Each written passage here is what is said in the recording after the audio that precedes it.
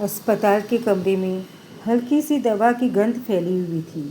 दीवार पर लगी घड़ी की टिक टिक और मॉनिटर की बिप बिप, बस यही दो आवाज़ें थी जो सन्नाटे को तोड़ रही थी। बिस्तर पर वर्मा जी लेटे थे। उम्र ने उनके बाल सफ़ेद कर दिए थे और चेहरा झुर्रियों से भरा था, लेकिन आंखों में अब भी वही ममता थी जो एक पिता की होती है।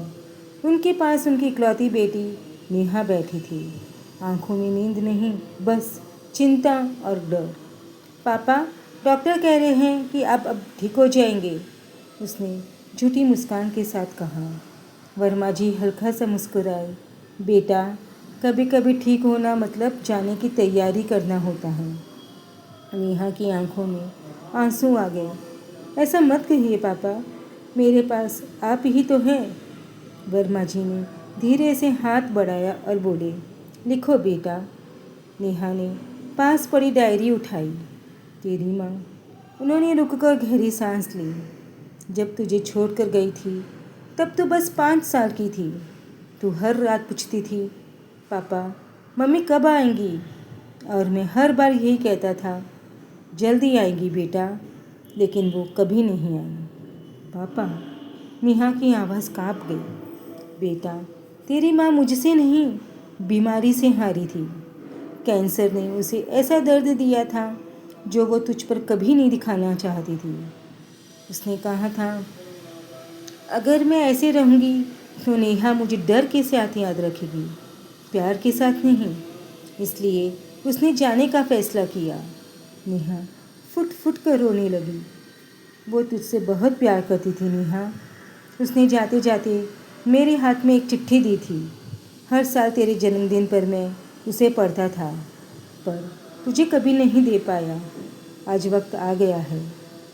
वर्मा जी ने तकिए के नीचे से एक पुराना पीला सा लिफाफा निकाला।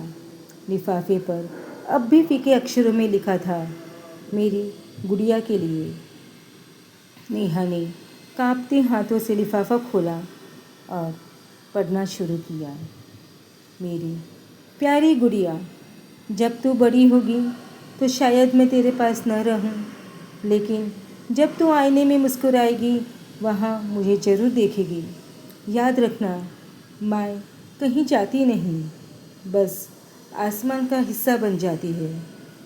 तू जब अपने पापा से झगड़ेगी तो सोच लेना, वो मेरे हिस्से का भी प्यार तुझ पर लुटा रहे हैं। और जब तुझे लगे कि कोई नहीं समझता तो अपनी आंखें बंद करना, मैं वहीं रहूँगी, तेरे दिल की धड़कनों के बीच। नेहा ने चिट्ठी अपने सीने से लगा ली। आंसू रुक ही नहीं रहे थे। वर्मा जी की सांसें अब भारी हो रही थी। उन्होंने धीरे से नेहा का हाथ थामा।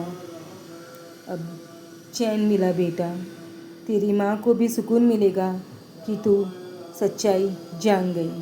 नेहा बोली, पापा आप मत जाइए प्लीज़।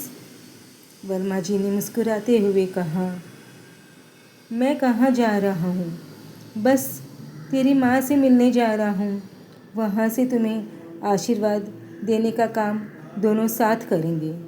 और अगले ही पल मॉनिटर की बीप एक लंबी सीधी लाइन में बदल गई। नेहा ने उनका हाथ कसकर पकड़ा, मानो रोकना चाहती हो उस आखिरी सांस को, पर उसके चेहरे पर एक शांति थी, जैसे किसी ने सालों बाद एक अधूरी कहानी पूरी कर दी हो। कमरे में अब सिर्फ एक आवाज़ थी, नेहा की सिसकियाँ और माँ की चिट्ठी की खुशबू, जो कि एक आखिरी चिट्ठी बन गई। धन्यवाद।